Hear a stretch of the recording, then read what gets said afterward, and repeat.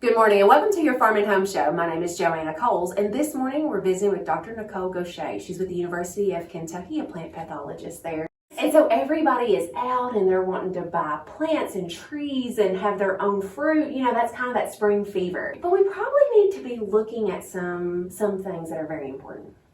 Yes, that's right. So I'm a pathologist, and of course, I always think diseases first. So disease management and disease prevention is always at the top of my list, especially in the spring. Even though we don't see a lot of diseases right now, we rarely see diseases in early spring, but we need to think about them and prevent them in the future. And so when you talk about resistance, how do we measure that?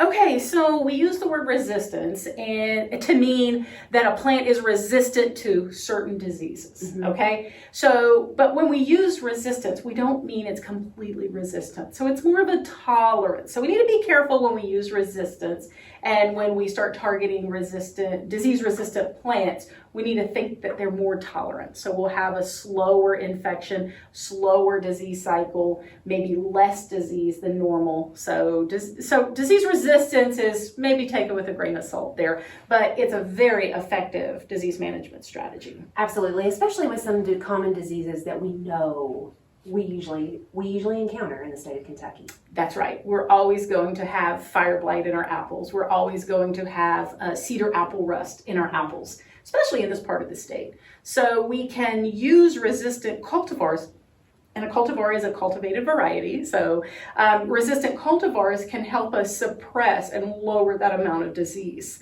And that way we'll be using fewer fungicides, fewer pesticides. Absolutely. Now, does that come on the tag when we go to the store? Does it say that on there? Or how does the homeowner or the consumer know? Some of our products for sale will have it on the tag, but we can also go on the websites, right? Just like when we have a seed catalog for our vegetable gardens, we can go on to some of the common fruit production websites and we can see where that is. And also we have produced a list of apple cultivars, for example, in Kentucky that have different amounts of resistance.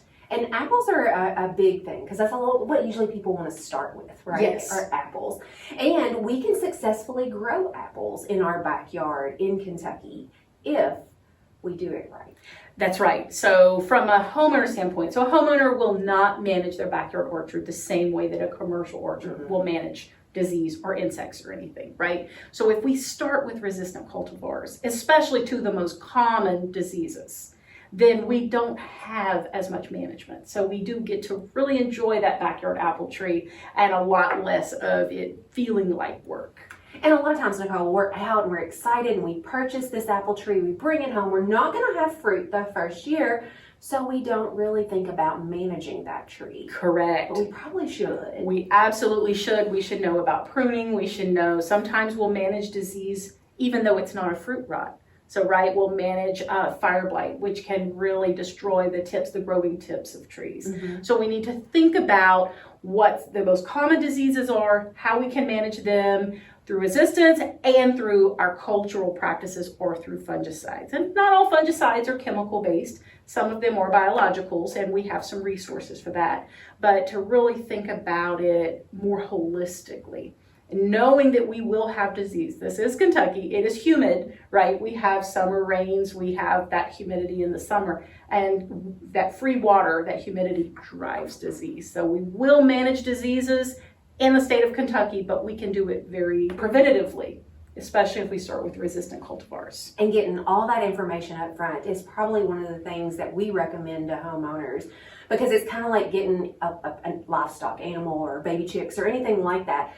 Getting that tree is a long-term investment. It really is. And a word of caution, just because you like the flavor of an apple in a grocery store does not mean it's the best cultivar for us here in Kentucky. So be careful of that. But we do have a list, some really great apples. Try several of them, and you'll be so glad you picked a resistant cultivar. I think so. We'll appreciate the information. We appreciate you watching the Farm and Home Show, and have a great day.